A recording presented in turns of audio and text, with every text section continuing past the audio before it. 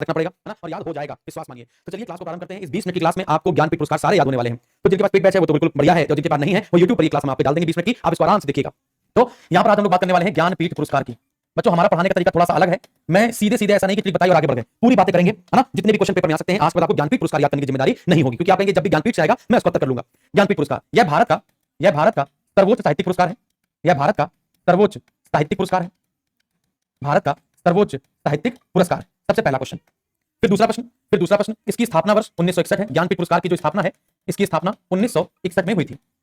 इस पुरस्कार के तहत जो भी व्यक्ति पुरस्कार जीतता है उसको अभी तो 11 लाख रुपए दिए जा रहे हैं, है ना। हालांकि आगे चलकर जब आप 3 4 साल 5 साल 10 साल बाद देखेंगे तो ये पुरस्कार बढ़ा दिया जाएगा, तो टेंशन नहीं लेना है कि अरे सर आपने गलत बता दिया, है ना। तो अभी वर्तमान में 11 लाख रुपए दिए जा रहे हैं, और एक वाग देवी की प्रतिमा और प्रशस्ति पत्र भी दिया जा रहा है। वाग देवी मतलब क्या? सरस्वती माता की एक मूर्ति दी जा रही है। अब यहाँ पर आगे बढ़ते हैं। यह पुरस्कार, है ना, यह पुरस्कार कुल 23 भाषाओं में दिया जाता है। यह पुरस्कार कुल 23 भाषाओं में दिया जाता है।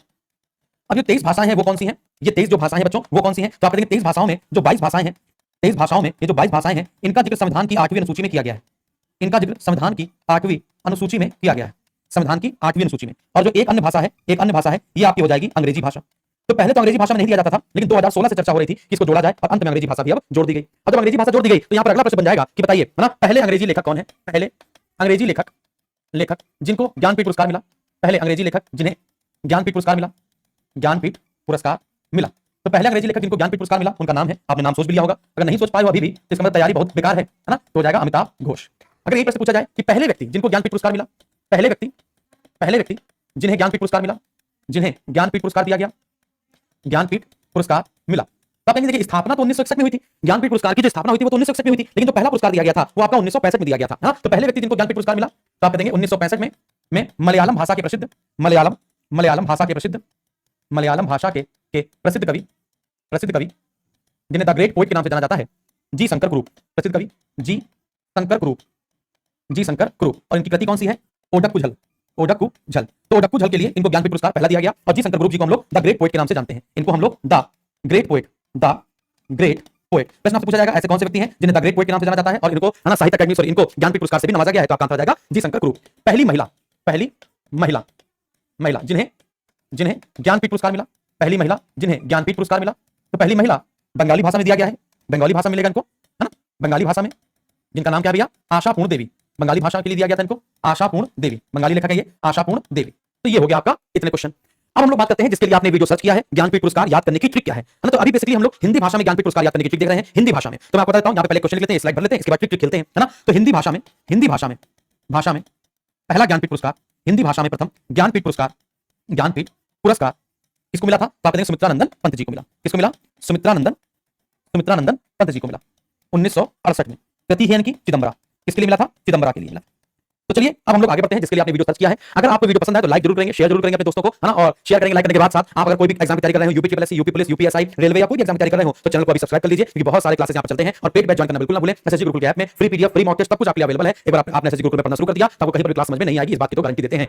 चलिए, तो ज्ञानपीठ पुरस्कार याद करने की ट्रिक। तो हिंदी भाषा में ज्ञानपीठ पुरस्कार, हिंदी भाषा में ज्ञानपीठ पुरस्कार देखें तो अभी तक याद रखिएगा, अभी तक 11 व्यक्तियों को हिंदी भाषा में यह पुरस्कार मिला है। अभी तक 11 व्यक्तियों को हिंदी भाषा में यह पुरस्कार मिला है, यानी 11 व्यक्ति अभी तक है। अभी धीमे धीमे आगे बढ़ेंगे, जोड़ते चले जाएंगे, तो अपने नोट्स में आप जोड़ लीजिएगा। अब सीधे ट्रिक याद करते हैं। सूत्र क्या है या ट्रिक क्या है? तो सूत्र आप आराम से देखिएगा, आराम से हमने लिखा, देखिएगा, दन दिन दान देवी। क्या लिखा? दन दिन दान देवी। क्या बोला हमने? दन दिन दान देवी। फिर से बोलिए, दन दिन दान देवी। फिर उसी के आगे आप ना को पहले ले आइए, नर निर नार। अब नेवी तो लिख नहीं पाएंगे, तो देवी के बाद नर निर नार याद रखेंगे। दन दिन दान देवी, नर निर नार, ये दो याद हो गए। इसके बाद लास्ट अमृतलाल के द्वार सोए, अमृतलाल के द्वार पर सोए, बस ये हो गया। तो दन दिन दान देवी, नर निर नार, अमृतलाल के द्वार सोए। अब ट्रिक को भी याद करने के थोड़ा सा दिमाग तो लगाना ही पड़ता है, थोड़ा सा दिमाग लगाएंगे, थोड़ा सा, बाकी समय भी याद करवाएंगे, कृतियां भी याद करवाएंगे। उसके पहले मैं आपको एक और बात बता देना चाहता हूं, कि यह पुरस्कार, यहां पर लिख देते हैं, यह पुरस्कार 1965 से लेकर 1982 तक एकल कृति के लिए दिया जाता था। एकल कृति मतलब जो भी लेखक या कवि हैं उनकी एक रचना के लिए दिया जाता था। यह पुरस्कार 1965 से 1982 तक एकल कृति के लिए दिया जाता था। लेकिन 1982 से अब यह संपूर्ण कृति के लिए दिया जाता है, संपूर्ण साहित्य की कृति के लिए दिया जाता है, संपूर्ण साहित्य कृति में दिया जाता है। याद रखना है आपको, दिया जाता है। तो यानी 1982 से पहले पहले जिसको मिला है ना, उसके लिए आप रचनाएं भी याद करेंगे कि किस लेखक को या किस कवि को किस रचना के लिए मिला। फिर इसके बाद 1982 के बाद आपको किसी लेखक की रचना नहीं याद रखनी पड़ेगी, सीधे संपूर्ण साहित्य दिया जाता है, नॉर्मल सी बात।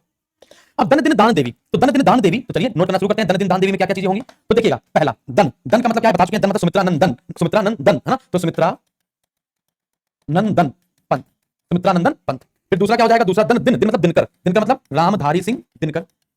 अब देखिएगा जैसे मैंने हिंदी साहित्य का पुरस्कार लोगों को याद करवाया बच्चों, वैसे ही YouTube पर मेरे ही ट्रिक जो हमने बनाई उसको लोगों ने चाप दिया और बता दिया देखो मैंने बनाई है। अभी देखिएगा पूरे ज्ञानपीठ पुरस्कार आप पूरे देख लीजिएगा, किसी की ट्रिक नहीं है ये, किसी की नहीं है। अभी जैसे मैं बना दूंगा, अब जो हमको फॉलो करते हैं वो सब बना देंगे और बड़े खुश होंगे कि मैंने किया है। अरे भाई बनाना तो आप क्या करिए, अपने चैनल पे हमारी वीडियो उठा के डाल दीजिए, कोई दिक्कत नहीं। आप यही वीडियो उठा के मेरा डाल दीजिए, कोई दिक्कत नहीं है ना, लेकिन चुराओ नहीं आगे, है ना। हम कभी कॉपीराइट नहीं भेज सकते आपको। आगे बढ़ते हैं, रामधारी सिंह दिनकर। फिर इसके बाद दान, दान मतलब सच्चिदानंद हीरानंद वात्स्यायन आगे सच्चिदान है ना, सच्चिदानंद दानंद है ना, तो सच्चिदानंद हीरानंद वात्स्यायन आज्ञा। तो आपने क्या देखा यहां पर, आपने यहां देखा दिन, आपने यहां देखा धन है ना, आपने यहां देखा, एक सेकंड बच्चों, आपने यहां देखा धन, आपने यहां देखा दिन और आपने यहां देखा दान ना, तो धन दिन दान हुआ। अब इसके बाद चौथे पे आते हैं। अब चौथे पे देवी, देवी का मतलब क्या है ना, महादेवी। देवी का मतलब क्या, महादेवी। निहार रश्मि नीरजा यामा सप्तपर्णा दीप शिखा, अतीत के चलचित्र आधुनिक काल की मीरा कौन है, महादेवी वर्मा। इनको यामा के लिए साहित्य पुरस्कार भी दिया गया था। साहित्य अकादमी पुरस्कार पूरा याद करवाया हमने, अभी नहीं देखा तो पहली फुर्सत में जाकर साहित्य अकादमी पुरस्कार याद करने की जरूर देख लीजिएगा। बात समझ आ रही है, चलिए महादेवी वर्मा बंद कर दीजिए इसको, महादेवी वर्मा। इसका नर, नर में आते हैं। नर का मतलब क्या हो जाएगा, नर, नर का मतलब क्या हो जाएगा बच्चों, नर का हो जाएगा नरेश मेहता, नर का मतलब क्या हो जाएगा, नरेश मेहता। अब निर, निर का मतलब क्या हो जाएगा, निर्मल वर्मा, निर्मल वर्मा। और नार, नार का मतलब क्या हो जाएगा, नार का मतलब हो जाएगा नारायण, यानी कौन नारायण, कुंवर नारायण। इसको और नीचे लिख देते हैं, इसको ऐसे लिख देते हैं, ऐसे क्या हो जाएगा, कुंवर नारायण। तो ये 6 हो गए, 6 के बाद हमने यहां लिख दिया 7वें, 7वें लिख दिया। अब इसके बाद आगे बढ़ते हैं, है ना। तो यहां देखेंगे 1 2 3 4 5 6 7, 7 के बाद 8वें व्यक्ति हो जाएंगे अमृत, अमृत से हो जाएंगे अमृतकांत, अमृत से हो जाएंगे अमृतकांत, अमृतकांत कांत। 9 9 लाल, लाल से हो जाएंगे श्री लाल शुक्ल, श्री लाल शुक्ल।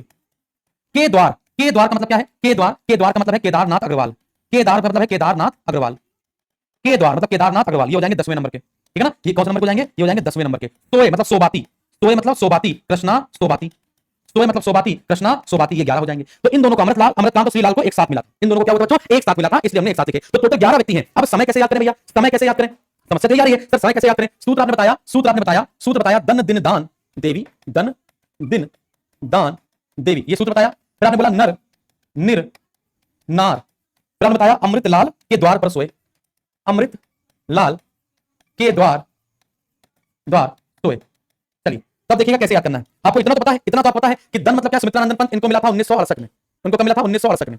आप एक काम करिए 68 में, और सोए मतलब सोबाती, सोबाती को मिला था 2017 में। अब देखिए कैसे याद करते हैं, आपको 4 का क्रम याद करना है। क्या बच्चों, 4 का क्रम। तो 2017 में 4 घटा दो तो कितना जाएगा, आप कहेंगे 2013, बहुत बढ़िया। फिर 2013 में पीछे से करिए, 2013 में फिर से 4 घटा दो तो आपका हो जाएगा 2009, बहुत बढ़िया। फिर 2009 में फिर से 4 घटा दो, फिर आपका आ जाएगा 2005। बताओ याद हुआ, याद हुआ। अभी हम लोग पीछे से कर रहे थे तो घटा रहे थे, अगर आगे से तो जोड़ना पड़ेगा। 68 में 4 जोड़ दो, 1972, 72। क्या ये बात समझ में आई। तो आगे से 1968 में 4 जोड़ा और पीछे से 4 बार क्या किया, 4 घटाया। अब बचता है हमारे पास दान देवी और नर, ये बच जाते हैं। अब यहां पर आप शुरुआत में चाहे 4 6 4 याद कर सकते हैं कि पहले हमें 4 का गैप देना था, है ना, 64 4 72, है ना, और एक सेकंड। इसके बाद आपको 6 का गैप देना है, तो 72 6 78, 72 6 78। इसके बाद आपको गैप देना है ना 4 का, जैसे यहां पे सूत्र लिखा ना 4 6 4, तो पहले आपको 4 जोड़ना था 68 4 72, फिर आपको 6 जोड़ना था, है ना 72 6 78, फिर आपको 4 जोड़ना था, फिर आप 4 जोड़ेंगे कितना हो जाएगा 1982। बस अब बचा क्या है, ये भी बच गया है, तो ये और ये बच गया है, तो इसको बेटा सीधे सीधे याद करना पड़ेगा, है ना। 10 जोड़ना पड़ता है सीधे 1992 और फिर जोड़ना पड़ेगा 7 1999। तो आपको मैंने देखो ये लास्ट के 4 तो याद करवा दिए, लास्ट के 4 और शुरू के 3 आपने याद कर लिए, यानी आपने शुरुआत का सूत्र क्या था 464 और लास्ट क्या था 444, है ना। यानी अगर आप 444 याद रखेंगे तो आपको ये 4 याद हो जाएंगे, 464 याद रखोगे तो 1 2 1 2 3, है ना, और 4, यानी 4 ये 8 याद हो जाएंगे। समझ आ गया बच्चों, आप लोग 8 याद कर लेंगे, 464 करेंगे तो 68 4 72 72 6 78 78 4 82, फिर इसका 10 और 7, है ना 92 99। लेकिन नहीं, अगर नहीं आता ना लास्ट में 17 में 4 घटाया, फिर 4 घटाया, फिर 4 घटाया, फिर 4 घटाया, तो 5 तक आ गए। तो कितनी आसान तक है, 464 लास्ट 444, बीच के 2 बचेंगे, बीच के 2 बचेंगे 92 और 92 के बाद आपका 99। अब देखेंगे आगे बढ़ते हैं, अब देखेंगे कृतियां क्या है, कृतियां। अब देखिएगा 1982 के बाद यानी महादेवी वर्मा, महादेवी वर्मा, महादेवी वर्मा से पहले पहले के लोग बात करेंगे, है ना। अब बताइए साहित्य अकादमी पुरस्कार महादेवी वर्मा जी को साहित्य अकादमी पुरस्कार किसके लिए मिला था, बताया भी हमने आपको बताया भी है, तो जल्दी से आपको बताएंगे फटाक से। तो यहां पे देखिए सुमित्रानंदन पंत, तो सुमित्रानंदन पंत को किसके लिए मिला था, सुमित्रानंदन पंत जी को किसके लिए मिला था। फिर आप बताएंगे सुमित्रानंदन पंत के बाद दिनकर रामधारी सिंह दिनकर जी को किसके लिए ज्ञानपीठ पुरस्कार मिला। अब आपके दिमाग में आता है सर सुमित्रानंदन पंत तो हम समझ जाते हैं कि चिदंबरा है, सुमित्रानंदन पंत का लोग चिदंबरा तो समझ जा रहे हैं, सुमित्रानंदन पंत का जो लोग हैं वो चिदंबरा समझ जा रहे हैं, चिदंबरा। और रामधारी सिंह दिनकर का सोचते हैं कि सर क्या लगाना है, वो लगा देते हैं संस्कृति के 4 अध्याय, जबकि संस्कृति के 4 अध्याय जब बात करेंगे तो हम लोग साहित्य अकादमी पुरस्कार की बात करेंगे, ठीक है ना। तो रामधारी सिंह दिनकर जब बात करेंगे तो यहाँ पे उर्वशी की बात करेंगे, इसकी बात करेंगे उर्वशी की। और जब यहाँ पे बात करेंगे दान की मतलब सच्चिदानंद हीरानंद वात्स्यायन आगे, सच्चिदानंद हीरानंद वात्स्यायन आगे जी की बात करेंगे, तो हम लोग किसकी बात करेंगे, तो हम लोग बात करेंगे भैया, तो हम लोग बात करेंगे किसकी, कितनी नावों में कितनी बार, कितनी नावों में कितनी बार, कितनी नावों में कितनी बार। समझ में आ गया। अब इसके बाद देवी की बात करेंगे तो यहां आ जाएगा महादेवी वर्मा, अच्छा एक बात बताइए, सच्चिदानंद हीरानंद वात्स्यायन अज्ञे जी को साहित्य अकादमी पुरस्कार किसके लिए मिला था? तो आप कहेंगे आंगन के पार द्वार के लिए। किसके लिए मिला था बच्चों? आंगन के पार द्वार के लिए मिला था, है ना, आंगन के पार द्वार के लिए मिला था, ठीक है ना। चलिए, महादेव वर्मा जी को ज्ञानपीठ पुरस्कार यामा के लिए मिला, 1982 का यामा के लिए। तो यहां तक हमने आपको बता दिया, यहां तक हमने आपको बता दी, तो ये आपको समय भी याद कर लिया आपने, और यहां पर आपने सूत्र भी याद कर लिया, उनकी रचनाएं भी याद कर ली। और 1982 के बाद अब जिसको मिलेगा वो संपूर्ण कृति के लिए मिलेगा या संपूर्ण साहित्य के लिए मिलेगा। क्लास पसंद आई हो तो लाइक जरूर करें, शेयर जरूर करें, है ना। और हमको एक बार फिर बताइए, साहित्य अकादमी पुरस्कार महादेव वर्मा जी को किसके लिए मिला था? कमेंट बॉक्स में कमेंट करके